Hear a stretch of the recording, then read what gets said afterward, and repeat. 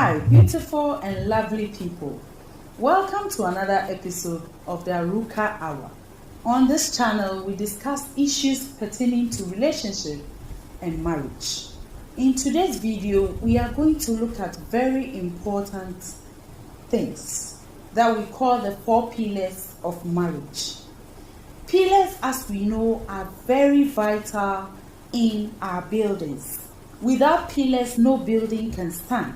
And if the pillars of a building is weak or are weak, it's going to make the building collapse one day. So it is in marriage. These 4 pillars are so vital, so important in our marriage life. When they are weak, it affects the marriage. It shakes the marriage. Any small storm will make the marriage collapse. So it's very important for us to take critical notice of these 4 pillars of marriage and ensure that we protect these pillars in our marriages to make the marriage work. The first pillar we want to look at is love. Unconditional love. Genuine agape love that Christ displayed to the church, that Christ demonstrated to the church. It's the same type of love that is expected of us as married couples or as people who are preparing to marry. It's very important for us to show love to each other. When we look at the book of 1 Corinthians chapter 13 verse 4 to 7, it talks about the characteristics of love. And there it explains that love does not envy. Love protects. Love does not keep record of wrongs.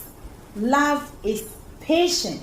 Love is kind. Love is not proud. These are all characteristics of love that we need to express or demonstrate to each other as married partners or married couples. Love is very, very important to make our marriage complete. If you love your partner, no matter how angry you are with your partner, you will be ready to forgive your partner when he or she asks for forgiveness. Because of that agape love in you towards your partner, you will be able to forgive your partner and move on. You wouldn't keep on referring to things your partner has done in the past. That means you've not forgiven him or her. So it's very important for us to demonstrate love to each other. If you have love, you wouldn't get angry. Maybe as a woman, for instance, it could be the man too, that because you are angry with your partner, you cook and take all the food, you don't leave some for your partner because you are angry. That is no love. If you love your partner, even if you have a grudge with your partner, you will cook and all of you will enjoy it. So let's try as married couples and people preparing to marry to always exhibit this unconditional love to one another, and that will strengthen the marriage bond. It's very important. Our next pillar of marriage we want to look at is trust. Trust is the most delicate of all the pillars of marriage, and when it is broken, the marriage collapses. It doesn't help the marriage. So it is very important to protect this pillar called trust in the marriage, such that it will not affect the marriage. One way in which this trust is broken is through premarital sex, of course, which we know we are not supposed to have before marriage.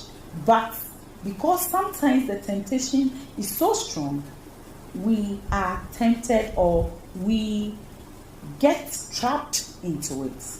And this somehow, some way, makes both parties not to trust each other. Another way is to have the secret calls. You are together with your partner, your wife or your husband. You receive a call, and instead of you to feel free and talk right there in the presence of your partner, you quietly get up, hide yourself in the washroom, hide yourself somewhere and receive the calls. If you do this, you are giving room for your partner to suspect a foul play somewhere. So that is just one example I'm giving.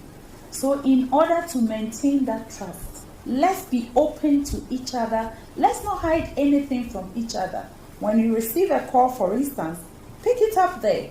Talk to the person. Then your partner has full trust in you that you have nothing to hide. It's very important to be open to your partner.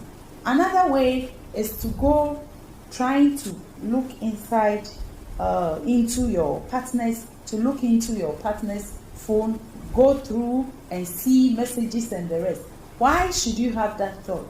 Have open mind, free mind, and trust that your partner is not doing anything behind you. So under trust, I want to share a Bible verse there for us to use to guide us.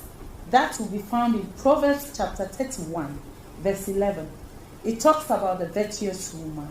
And it says, the husband has full confidence or trust in the wife, and he lacks nothing of value.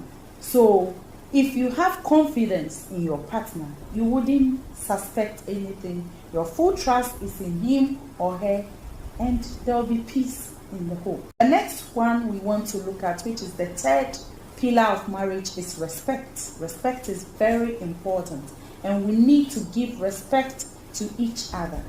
The Bible says in Ephesians chapter 5 verse 24 that wives should submit to their own husbands. It's very important for wives to be submissive to their husbands, because the husbands are the head of the family.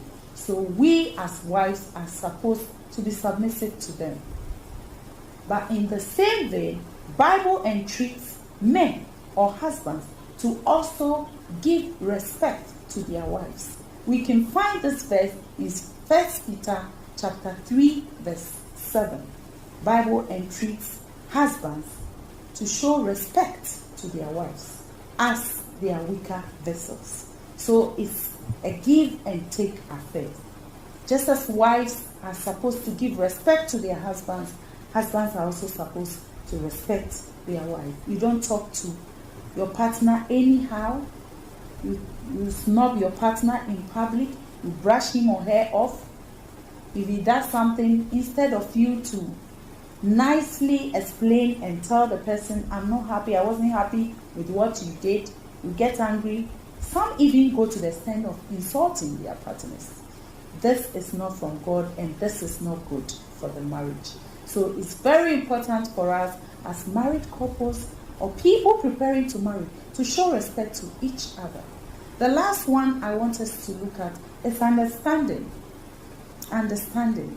It's very important for us to show understanding to each other, to understand each other, to study and know each other very well, and know the moods of each other. When you see your partner in a particular mood, you need to understand that that is not the time to go demanding for certain things, or that is not the time to attack your partner, because he or she might be in a critical situation or moody, thinking about something that is bothering him or her.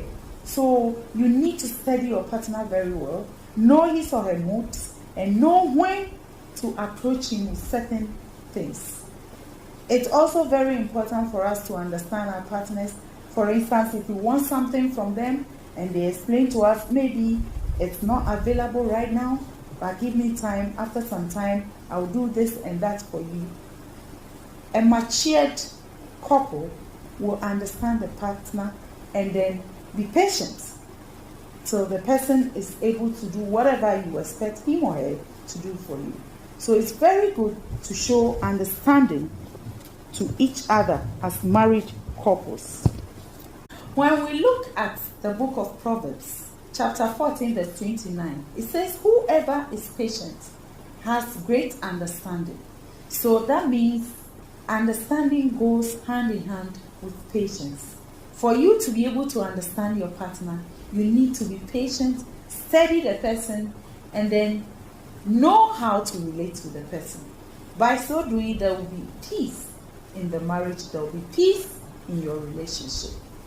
If we are able to maintain these 4 pillars that we have talked about. That is love, trust, respect, and understanding in our relationship, in our marriages. It's going to help us to have a fruitful, a successful relationship. Thanks so much for watching this video. If you like it, give it a thumbs up. And please don't forget to share and subscribe to my channel. If you have any question, kindly drop it in the comment section and I'll be ready to answer you to the best of my